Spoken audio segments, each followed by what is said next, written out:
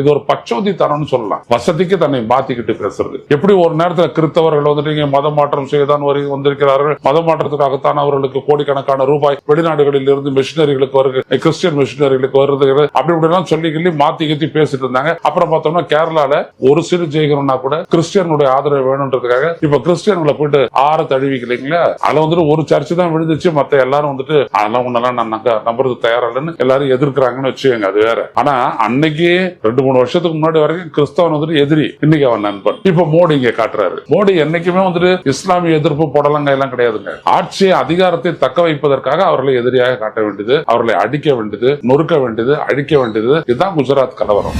எல்லாம் இங்க கொள்ளையடிச்ச பணம் எல்லாம் முதலீடு செய்யறது அங்கதான் போகுது, துபாய் உள்ளிட்ட அந்த இடத்துக்கு தான் போகுது. எல்லாம் ஆட்சி மாற்றம் நிகழ்ந்ததுன்னா இதெல்லாம் உண்மை என்னன்றது வெளியில வரும். இவர் என்ன பேசினாரு, யார் நிறைய புள்ள பெற்றுக்கிறவங்கன்னு சொன்னாரு, முஸ்லீம்னு சொன்னாரு. இவர் சொல்லிட்டு போது அப்படிலாம் இல்ல, அப்படின்னா நான் தகுதியற்றவன், லாயக்கற்றவன். என்ன ஏமாத்து வேலை, உங்களை எல்லாம் தாண்டிட்டாங்க. என்ன இவங்க சொன்னதெல்லாம் அப்படியே போடுறதுக்கு வந்துட்டு மெயின் ஸ்ட்ரீம் மீடியான்னு சொல்லக்கூடிய இந்த டிவியும் பேப்பரும் இருக்குது. ஆனா முகத்திரையை கிழிக்கிறதுக்குன்னே சமூக ஊடகங்களாகிய நாம இருக்கிறோம் நாடு முழுவதும். அவங்க ஒண்ணுன்னா நம்ம 1000 பேர்.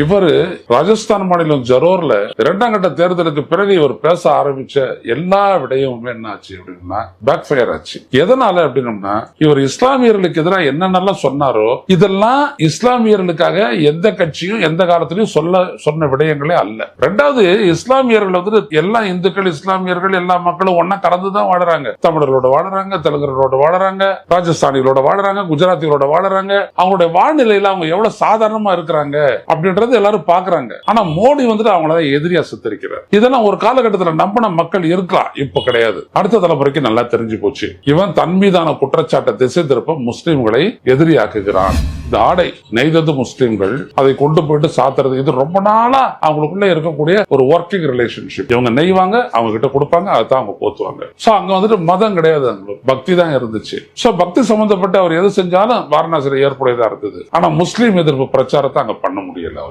ஏன் பண்ணலாமே, அவங்க 18% தானே, மத்த 80% இந்துக்கள் தானே, அவங்களுடைய கணக்குப்படி இல்ல. அந்த இந்துக்கள் இருந்து இதுல பிற்படுத்தப்பட்டோர், தாழ்த்தப்பட்டோர், இவங்க 2 பேருமே பாஜகவை டிச் பண்ணிட்டாங்க. Karim's biryani paradise at liberty and catering services, கோடம்பாக்கத்தின் அறுசுவை அடையாளம்.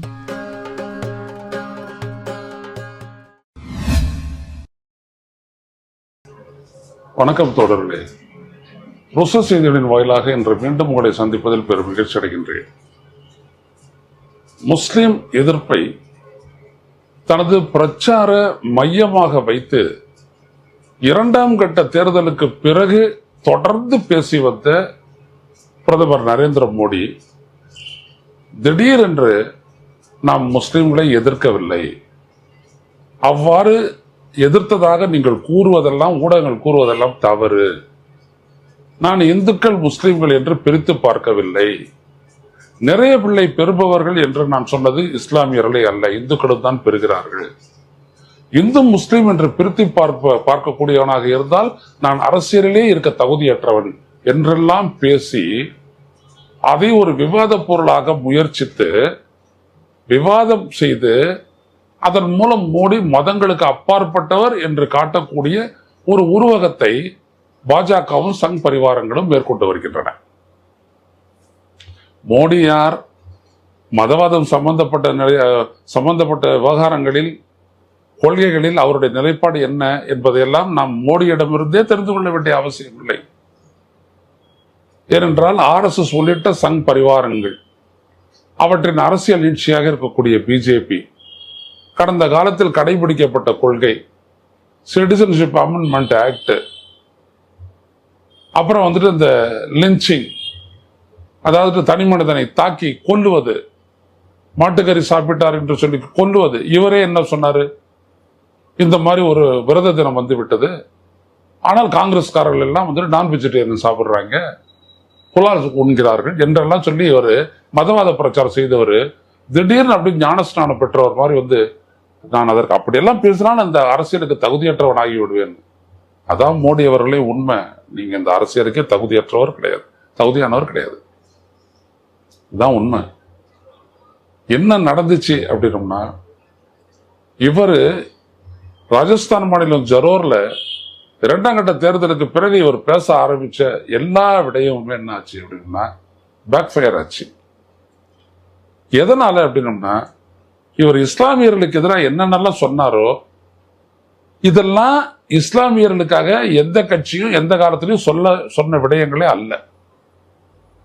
ரெண்டாவது, இஸ்லாமியர்கள் வந்து எல்லா இந்துக்கள் இஸ்லாமியர்கள் எல்லா மக்களும் ஒன்னா கலந்துதான் வாழறாங்க.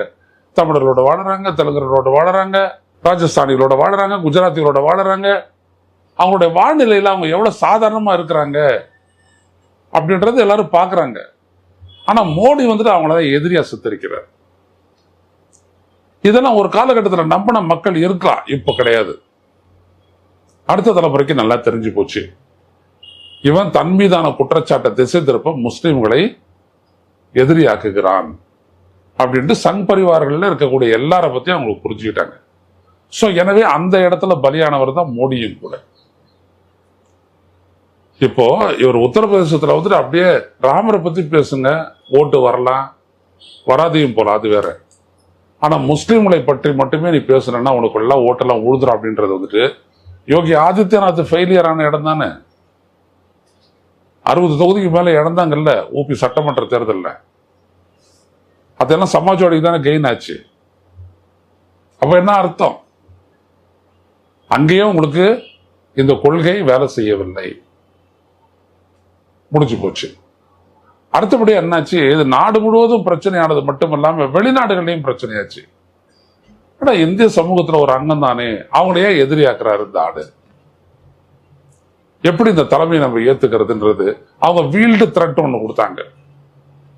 மக்கள் ஒற்றுமைக்கு எதிராக பாஜகவும் மோடி அரசு செயல்படுகிறது அப்படின்றது வெளிப்படையா வந்து சொல்லவே இல்லை.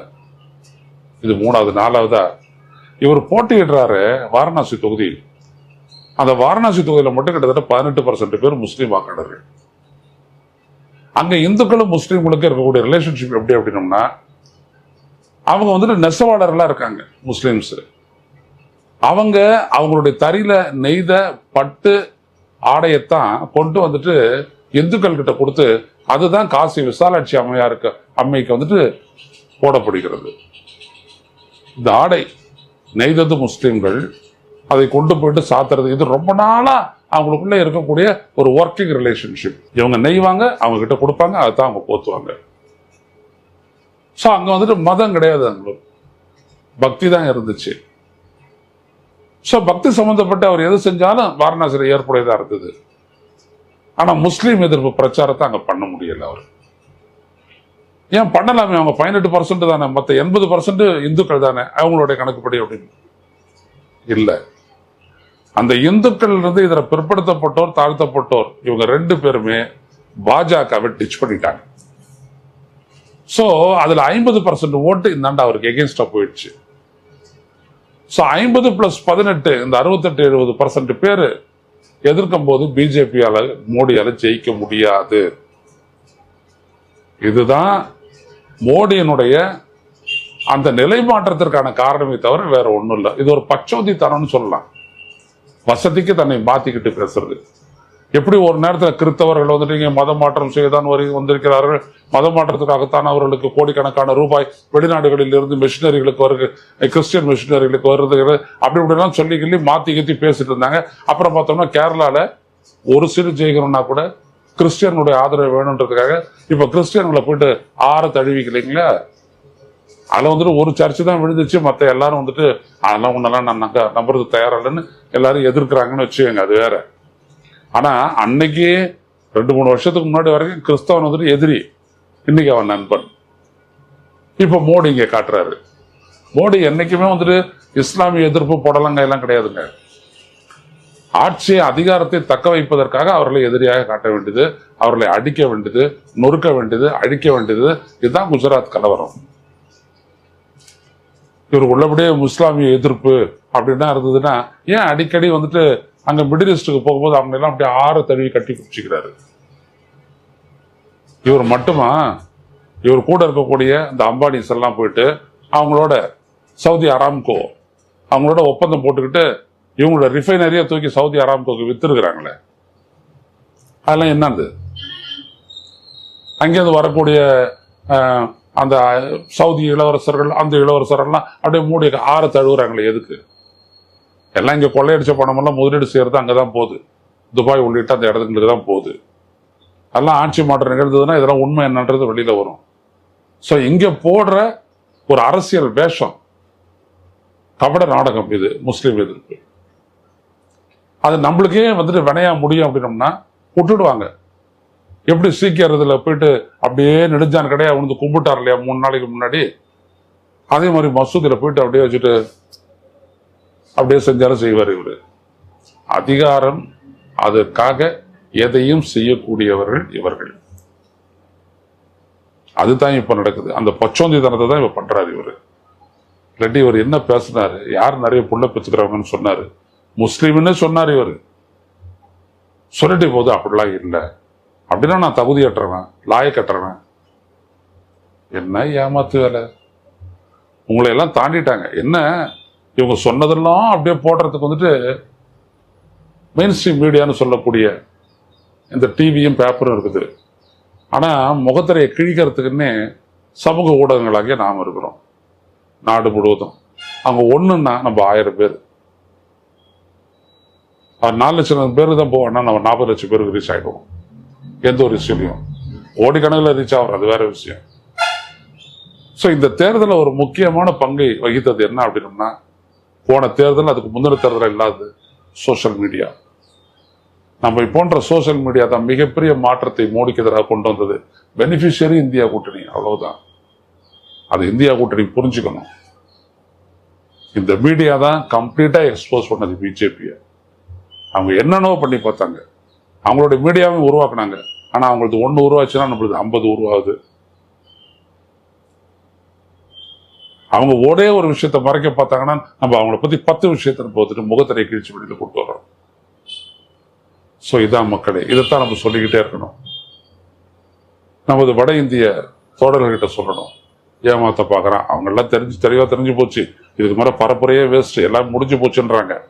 ஆட்டம் க்ளோஸ் அப்படின்றத வந்துட்டு the play is over, the full stop has already been put அப்படின்னா சொல்லிட்டு நிறைய வருது செய்திகள். இருக்கட்டும், இருந்தாலும் ஒரு நாட்டினுடைய மக்கள் ஒற்றுமை என்பது ரொம்ப முக்கியம்.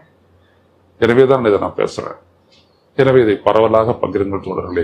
மீண்டும் சந்திப்போம். நன்றி, வணக்கம்.